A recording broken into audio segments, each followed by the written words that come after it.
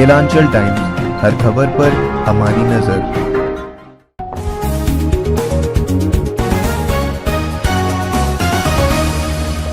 नमस्कार, केलांचल टाइम्स में आपका स्वागत है। आपके साथ मैं हूं नैनी मिश्रा। मुखिया चुनाव एक ऐसा चुनाव जहां पर ज्यादा से ज्यादा वोट बटोरने की कोशिश में हर कोई लगा हुआ है। लोग भी चाहते हैं कि एक उचित मुखिया चुन सकें जिससे पूरे गांव का विकास हो सके, जिससे उनका खुद का विकास हो सके। हमारी टीम भी प्रत्याशियों से बात कर रही है, लोगों से बात कर रही है। इस बार हवा किस रुख से है ये जानने की कोशिश कर रही है। इसी क्रम में हमारी टीम पहुंची मड़वा पंचायत, जहां के मुखिया प्रतिनिधि सुनील चौधरी से बातचीत की। क्या बातचीत हुई है, आइए देखते हैं। आप देख रहे हैं केलांचल टाइम्स और मैं हूं आपके साथ आभा। इस वक्त मैं आप सभी को बता दूं दर्शकों, मैं कहां पे हूं।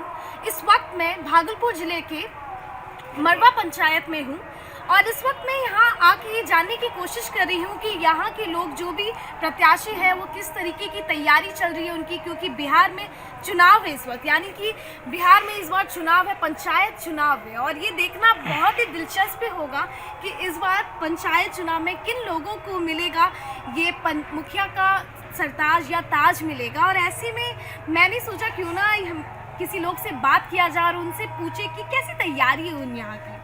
सर, आपका नाम क्या हुआ? सुनील चौधरी। सर, अपना परिचय दीजिए हमारे दर्शकों को। मेरा नाम है सुनील चौधरी, ग्राम पंचायत मड़वा पश्चिम, पूर्व सरपंच हूँ मैं। वर्तमान में मुखिया का प्रतिनिधि हूँ। मेरी घर से मेरी पत्नी मुखिया का चुनाव लड़ रही है। तो आप इस बार चुनाव लड़ रहे हैं, तो चुनाव लड़ने का आपका इस बार उद्देश्य क्या है? चुनाव लड़ने का मेरा सबसे बड़ा उद्देश्य है गांव का समुचित विकास, भ्रष्टाचार मुक्त पंचायत बनाना, गरीबों को उनकी योजनाओं का समुचित लाभ पहुंचाना, यही मेरा उद्देश्य। जनता आपको वोट क्यों दे?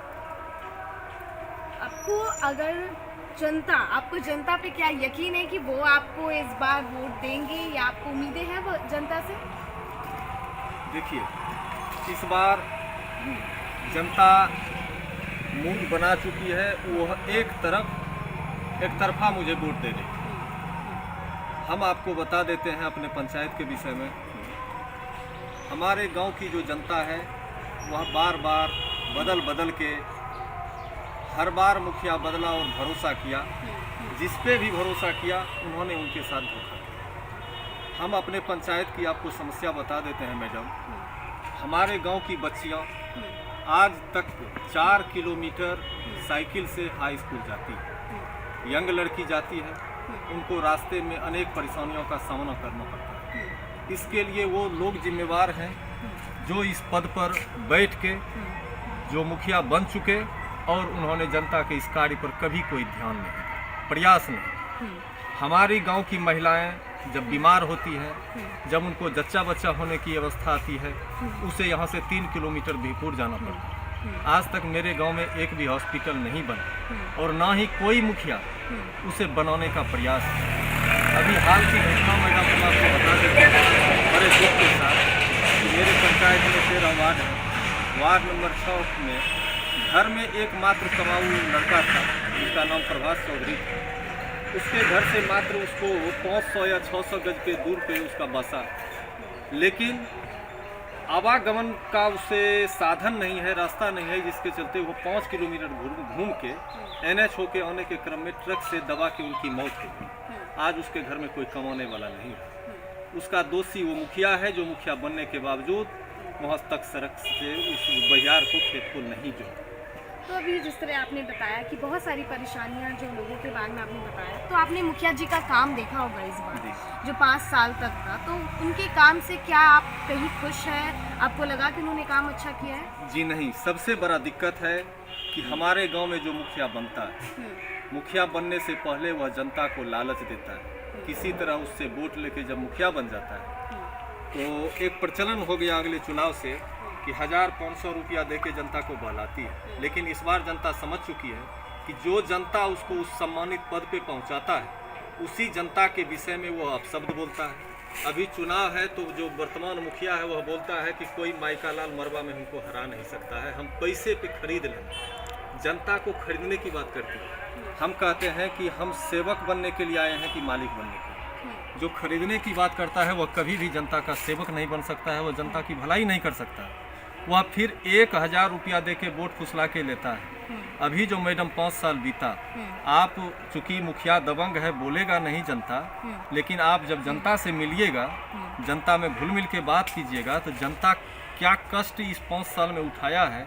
हम कहते हैं कि सड़क यदि थोड़ा गलत भी बनेगा तो उसे सरकार बार बार योजना देगी और बनेगी, लेकिन जिस गरीब को एक बार इंदिरा आवास मिला, क्या उसको दोबारा मिलेगा?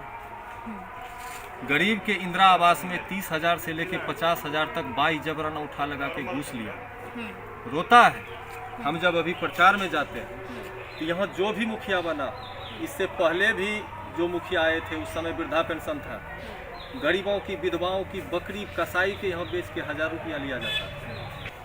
हमने महिलाओं की इज्जत को बढ़ाऊंगा, सम्मान करूंगा और गरीबों का समुचित हक दिलाऊंगा और विकास करूंगा। अगर आप चुनाव जीत जाते हैं तो कौन से ऐसे क्षेत्र होंगे जिस पे आप काम करेंगे और विकास की ओर बढ़ेंगे? 13 ठो वार्ड है और किसी वार्ड को आप जाके देखिए। अभी 1 नंबर वार्ड में हमारे भोला स्थान के बगल में एक महादलित समाज है मुसर, वह 5 सालों से महिलाओं के पैर में वो जो पानी में होता है घाव वो हो जाता है। जल निकासी की व्यवस्था है।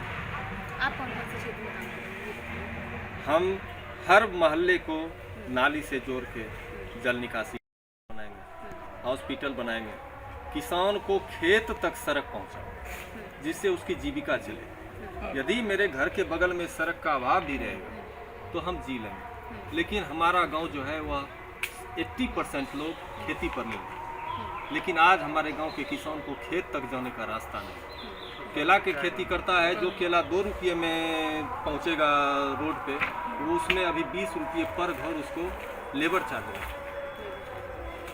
कभी जो भी मुखिया, हम तो जनता से, मेरा जनता से एक ही अपील है कि वोट देने वक्त आप जरूर 3 बार सोचें कि हम वोट जिस व्यक्ति को देने के लिए जा रहे हैं, क्योंकि इसी गांव का वो लोग खड़े हैं जिसको आप भली भांति जानते हैं, उनमें से मैं भी एक उम्मीदवार हूँ। जिसे आप वोट देने जा रहे हैं उस व्यक्ति का चरित्र क्या है, उसकी पात्रता क्या है, उसने पहले यदि बना है तो उसने आपके लिए, आपके हित में काम क्या किया है, जरूर इस 3 बात पर। और उसकी शिक्षा क्या है, वह आपके लिए, आपके अधिकार के लिए क्या किसी शासन प्रशासन ऑफिस में आपके लिए लड़ सकता है कि नहीं। आज हमारे गांव की हाल है, हमारे गांव की जनता यदि प्रखंड जाती है तो वहाँ CO BDO उसको स्थान नहीं देता। उसका कारण यहाँ का मुखिया है।